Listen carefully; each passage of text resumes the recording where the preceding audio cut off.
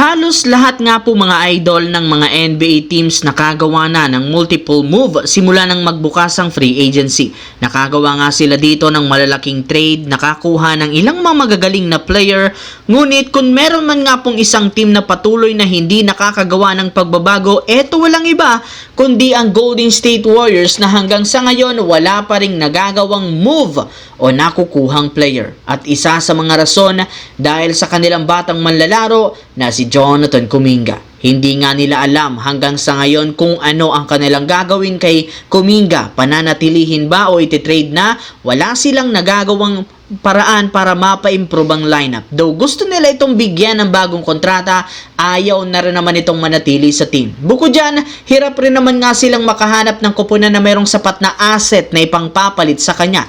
Meaning, ang Phoenix Suns na interesado kay Kuminga nagdadalawang isip na rin naman sa gagawing negosasyon. Kaya hindi na nakapagtataka bakit wala pa ring nagagawang transaksyon hanggang sa ngayon si Mike Dunleavy Jr. Samantala, makalipas ang ilang linggong pananahimik ng Lakers, meron na naman nga silang ginawang napakalaking move.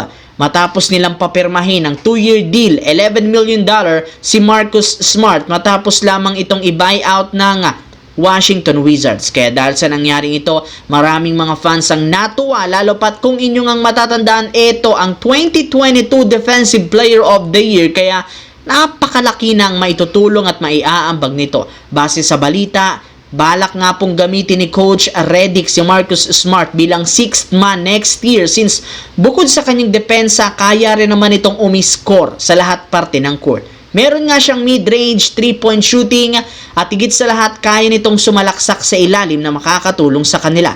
Kasabay ng pagkakuha kay Smart, tuluyan na rin naman silang nakabuo ng bagong napakagandang lineup, starting unit nina Luka, Reeves, Lebron, Rui, Ayton. Sasamahan ng second unit, Gabe Vincent, Dalton Knecht, Jay Laravia, Jared Vanderbilt, Jackson Hayes, Goodwin, Maxi Kleber, Adebayo, Shake Milton at si Marcus Smart.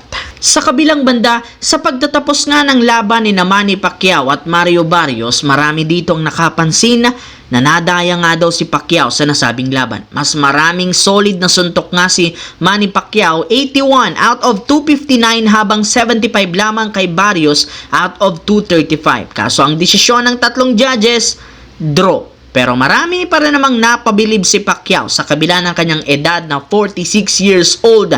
Nagawa pa nitong makasabay sa 30 years old na kalaban. Parang NBA lang. 40 years old LeBron James kayang-kaya pa rin sabayan ang mga rookie superstar. Ito na ang sinasabing LeBron James ng boxing, si Manny Pacquiao. Longevity ang pinagmamalaki nito. Ika nga ng iba, gaya kay Lebron, age is just a number. Kayang-kaya pa rin naman magdomina ni Manny Pacquiao sa kanyang sports.